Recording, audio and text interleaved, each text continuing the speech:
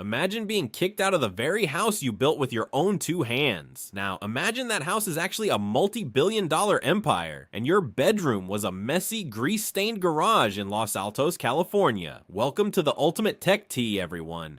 We are starting our journey today with a betrayal so cold and calculated it would make a Shakespearean tragedy look like a cozy bedtime story. You've seen the posters, you know the iconic black turtleneck, and you've almost certainly got one of his sleek devices sitting in your pocket right now. But Steve Jobs wasn't just some corporate suit or a boring number-crunching CEO. He was a straight-up rock star in a world of silicon and circuits. His life was a chaotic whirlwind of high-stakes drama, massive ego, and a level of perfectionism that would drive most normal people to the edge of total madness. We're talking about the man who turned a backyard hobby into a global revolution, only to watch his own creations and colleagues turn against him.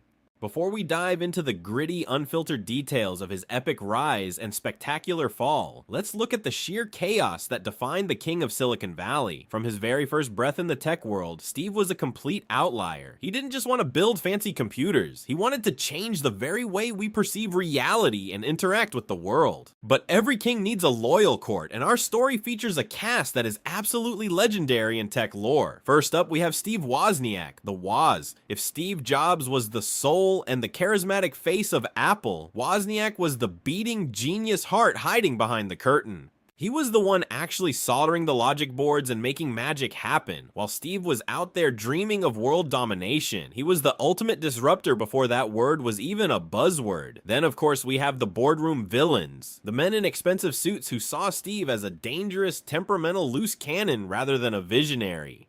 But how did a college dropout even get to the top of the mountain?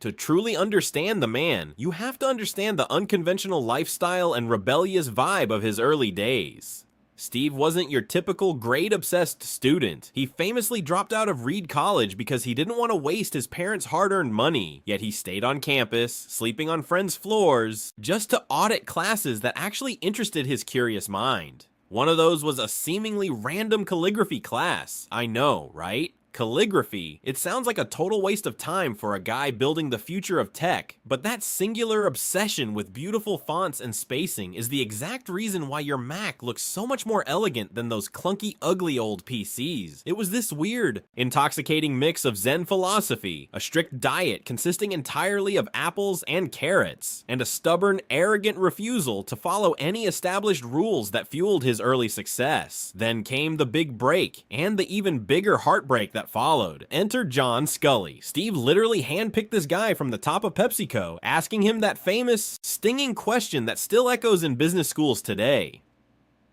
Do you want to sell sugar water for the rest of your life, or do you want to come with me and change the world? Talk about an intense recruitment pitch, but the honeymoon didn't last long at all. In 1985, after some major product flops like the Apple III and the overpriced Lisa computer, the man Steve brought in to help him run the company staged a full-on boardroom coup. It was a classic et tu brute moment. Imagine the sharp sting of being fired from the company you named, built, and breathed life into. It wasn't just a job, it was his entire identity. It was humiliating, incredibly public, and absolutely devastating for his ego. So, what do you do when you're 30 years old, incredibly rich, but suddenly a Silicon Valley outcast? If you're Steve Jobs, you don't just go sit on a beach and relax. You start a spite-fueled fire that burns brighter than ever. This era, famously known as the Wilderness Years, was actually the most creatively explosive period of his entire life. He founded Next, a high-end computer company that was way ahead of its time. And then he made a massive gamble that changed the world of movies forever. He bought a tiny struggling graphics division from the legendary George Lucas called Pixar. Ever heard of a little movie called Toy Story? Yeah, that was basically Steve's rebound success project. He was building a second and third empire just to prove the world, and Apple, completely wrong. Before we continue, subscribe to the channel and tell us in the comments where you are watching from. But wait, because the plot thickens in a way no one in the 90s ever saw coming. While Steve was busy making billions with computer-animated movies and high-end workstations, Apple was slowly circling the drain. They were literally weeks away from total bankruptcy and irrelevance. The company that kicked him out was now drowning and begging for for a savior to pull them from the depths. But how did he manage to claw his way back to the throne after being cast out? The story of the return of the king is juicier, more calculated, and more dramatic than you could ever imagine. Stick around, because the real battle for the soul of technology is just getting started, and the moves Steve made next would define the next 30 years of our digital lives. It was going to be a comeback for the ages, filled with secrets and power moves that changed history. Now, to really understand how Steve managed to pull off these miracles,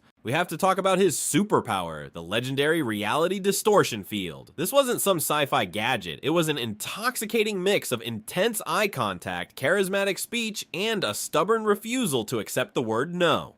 Steve would look his engineers in the eye and tell them they could do the impossible in half the time they thought they needed. Was it a stroke of genius or just plain toxic? Well, it depended on who you asked. His colleagues described it as a literal force of nature, where he'd convince you that his version of the truth was the only one that mattered. He didn't just sell products, he sold a vision of a future that didn't exist yet, making everyone around him work 20-hour days to build it. It's the reason Apple products felt like they came from another planet. While Steve was busy distorting reality, he was locked in the rivalry of the century with none other than Bill Gates. This wasn't just some boring business competition, it was deeply personal and full of spicy frenemy energy. These two tech titans defined the 80s and 90s. While Steve was the artistic visionary who obsessed over every pixel, Bill was the pragmatic, software-focused genius who wanted Windows on every desk. They traded insults like heavyweights, with Steve once famously saying Bill had no taste. Yet in a twist that shocked the world, it was actually Bill Gates who threw Apple a financial lifeline when things were at their lowest. Their relationship was a complex dance of mutual respect and absolute professional hatred, a tech world soap opera that kept everyone on their toes for decades. Could you imagine a world where these two didn't constantly push each other to do more? We probably wouldn't have the tech we use today without that fire. But behind the curtain of tech glory, Steve's personal life was, let's be honest, a bit of a mess. The drama surrounding his daughter, Lisa, is one of the most polarizing chapters of his story. For years, Steve actually denied he was her father, even while Apple was developing a high-end computer named, you guessed it, the Lisa. Can you imagine the mental gymnastics required for that? He'd look at the motherboard of a machine named after his daughter while telling reporters she wasn't his. It's the kind of complicated evidence that shows just how difficult a man he could be. Later in life, he finally acknowledged her and tried to make amends, but that cold, stubborn period remains a dark spot on his legacy that many fans still find hard to reconcile with his public image as a visionary leader. Even as a billionaire, he lived a life that was almost aggressively minimalist. Have you heard about his house with no furniture? He was so obsessed with finding the perfect design that he chose to live in a mansion with just a lamp and a bed because no chairs were good enough for his standards. Beyond the sparse decor, his strict diets worried everyone around him. He'd spend weeks eating nothing but carrots or apples, convinced that this purity meant he didn't even need to shower or wear deodorant. Trust me, his coworkers strongly disagreed with that theory, but by 1997, the prodigal son was finally ready to return to the empire he founded. Steve didn't just walk back into the building, he executed a bloodless boardroom power move that would make a chess master blush. Initially brought back as a mere advisor after Apple bought his company, next, he quickly maneuvered to push out the then CEO, Gil Amelio. Within months, he was the interim CEO, or ICEO, as he liked to joke. This was the birth of the Think Different era. He famously slashed Apple's massive, confusing product lineup, focusing only on things that were truly great. The first fruit of this labor was the iMac G3, that translucent machine that proved computers didn't have to be boring beige boxes. However, this genius came with a terrifying edge for those working under him. Employees were genuinely scared to share an elevator with Steve, fearing he'd fire them if they didn't have a brilliant, snappy update on their work by the time the doors opened. He was a perfectionist nightmare. There's the famous rumor about the original iPod development. When engineers showed him the first prototype, he reportedly walked over to an aquarium and dropped it in. As air bubbles floated to the surface, he pointed at them and said, "Those are air bubbles. That means there's still space inside. Make it smaller, Char."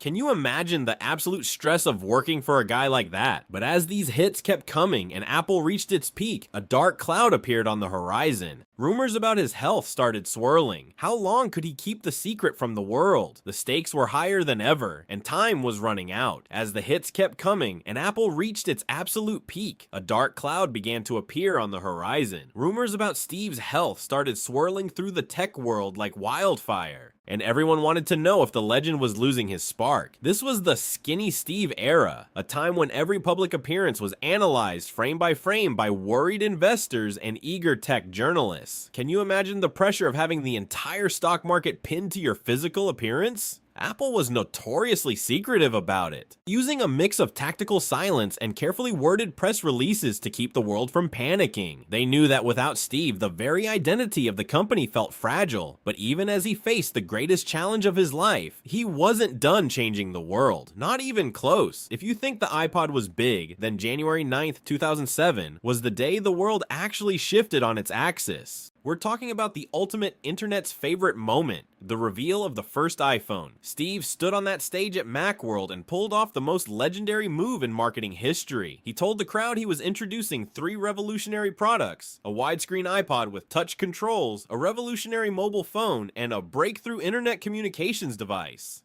He repeated it over and over until the crowd finally caught on. It wasn't 3 separate gadgets, it was one single device. The room exploded. But do you know what's even crazier? The competitors were literally laughing at him. The CEOs of BlackBerry and Nokia basically scoffed, thinking a phone without a physical keyboard was just a pretty toy for people who didn't do real work. Spoiler alert, they weren't laughing for long. Within a few years, those tech giants were scrambling just to stay relevant while the iPhone redefined what it meant to be a human in the digital age. It was a mic drop moment that stayed relevant for decades. But as the years rolled on, the inevitable transition began. The 2011 era felt different, didn't it? Steve's final keynotes were more than just product launches. They felt like emotional goodbyes to the community he had built. When he finally stepped down and handed the baton to Tim Cook, it felt like the end of an era that we would never see again. The world's reaction to his passing was unlike anything we've seen for a businessman. People weren't just mourning a CEO. They were mourning a guy who had become a part of their daily lives through the glass and aluminum they held in their hands.